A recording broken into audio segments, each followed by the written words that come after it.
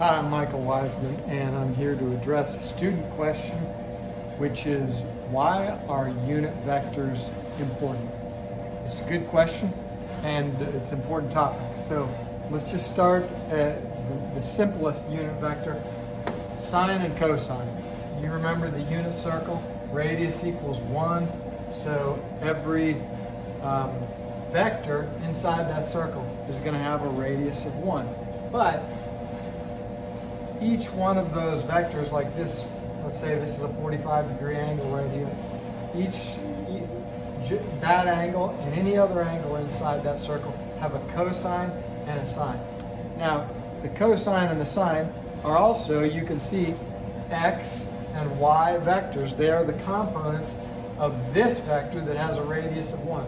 So that angle and any radius in that circle is a unit vector, and the sine and the cosine add up, vectorially speaking. If we do vector math and add sine theta plus cosine theta for any angle, they're going to equal 1. So that's our first unit vector, and you all know that trig functions are essential to everything we do with vectors, everything we do in engineering, and so many math applications. So that's the first thing that makes unit vectors super important.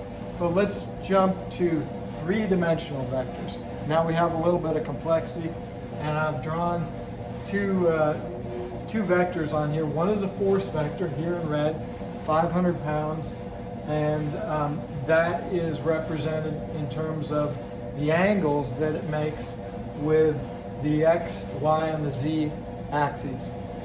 The other vector, we just have a position vector. This is a pipe, and really in the problem as the book presented it, the force was out here at the tip of the pipe, and we're trying to figure out the force that is parallel to this pipe and the force that is perpendicular to this pipe. And that's really important to statics and mechanics. And so to design something like a flagpole, for example, or a signpost that has a post that holds up a huge billboard that has incredible wind forces on it. So that's the kind of thing we need to know when we're designing items that are subject to forces. So anyway, this pipe, we have a position vector for it, but I'm gonna just give you some uses of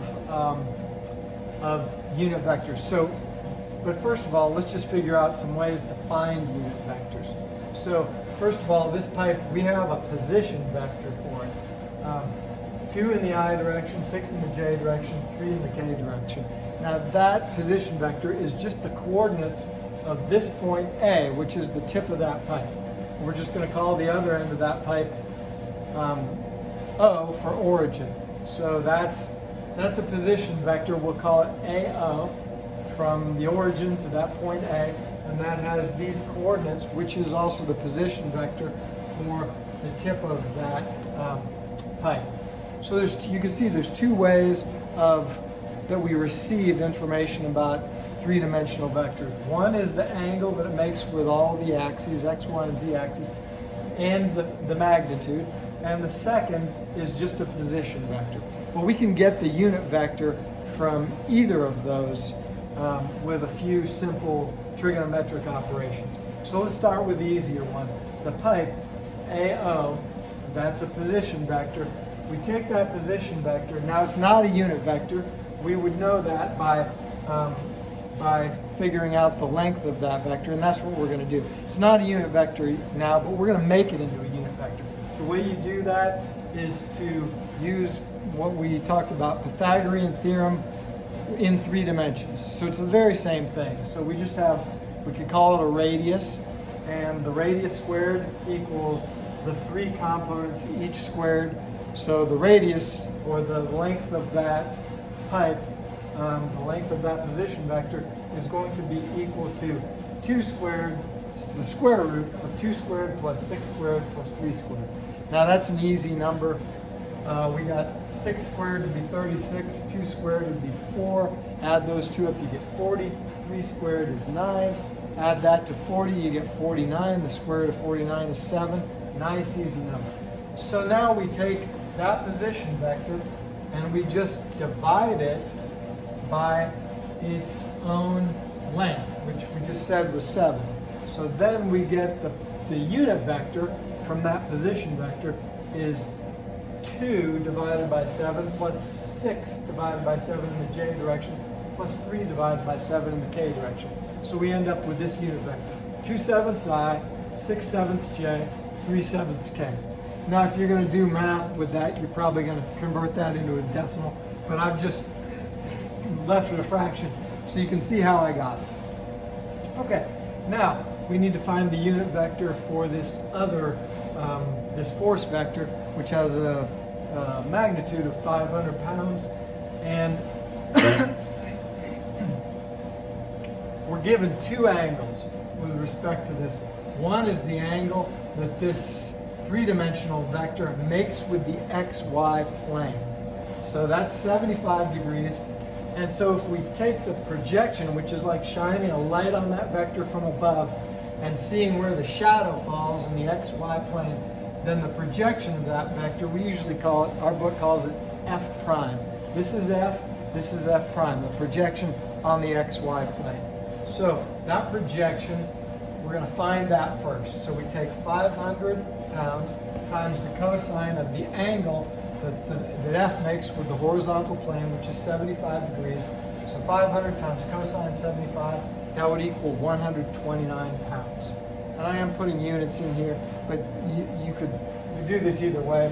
But anyway, that's 129 pounds. That's the projection of f on the xy plane. Now I can use that projection to find the x component and the y component. So by just taking the cosine and the sine of the angle that f prime makes with the horizontal axis. And we were given that, with the horizontal plane, the xy plane. And we were given that angle, f prime has a 45 degree angle with the x axis, and therefore also it's going to be a 45 degree angle with the y-axis, and that's very convenient.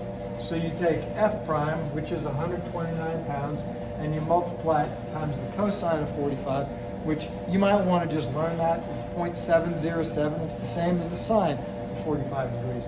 So 129 pounds, f prime, which is the magnitude of f prime, times the cosine of 45, 0.707, that equals 91.5 pounds, and that's in the I direction.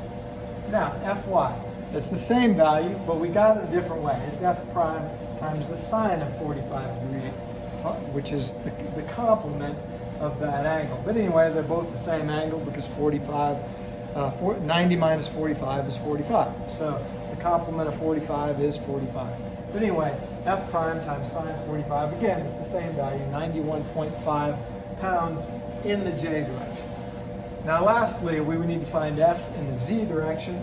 So we take 500, which is, again, that's the magnitude of f. But we can see that if f makes a 75 degree angle with the horizontal plane, it's also going to have a 15 degree angle with the z-axis. We could find it that way using the cosine of 15, but we can also just take the sine of 75, that's the same value. Sine of 75 is equal to the cosine of 15. Remember that the sine of an angle equals the cosine of its complement. But in any case, we could just take 500 times the sine of 75 degrees. That's going to equal 483 pounds, and that's in the k direction, straight up and down.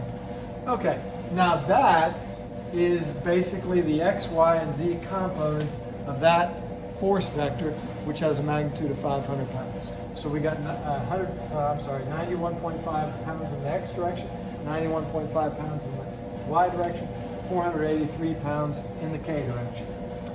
Now, that's still not a unit vector though, right? So I need to find a unit vector because that'll be necessary for our unit vector operations. So, by the way, we're trying to find the angle between these two vectors and also the component of the the force that's parallel to this pipe, the part of F which is parallel to this pipe, and the part of it which is perpendicular to AO, to the pipe. Okay, so I need to take this X, Y, Z components and turn them into a unit vector. So I do the same thing that I did with this position vector. I find the length of this whole vector, and you remember that the length of this is just the magnitude. That's true of all vectors. Their magnitude is their length. That's representationally speaking. So the magnitude is just back to 500 again. So I take all these 91.5, 91.5, 483, divide them by 500, divide them all by 500, we get 0.183i. It's the same as the j vector, 0.183j, and 0.966 in the k direction. So, and notice that those are all positives. And I put positives in front of all these. It's really important to remember your signs and not to make sign mistakes. So I just put positives or negatives in front of all. In this case, these are all positives. They're all in the, I guess you'd call it the first quadrant, in the positive Z, positive X, positive Y direction. So both of those things are in that quadrant, so we don't have any negatives. Now a negative would make a big difference when we do the dot product, which we're going to do next. So you have to manage your signs because these are not absolute values. These can have positive or negative signs, and you have to track them when you do dot products. Okay, now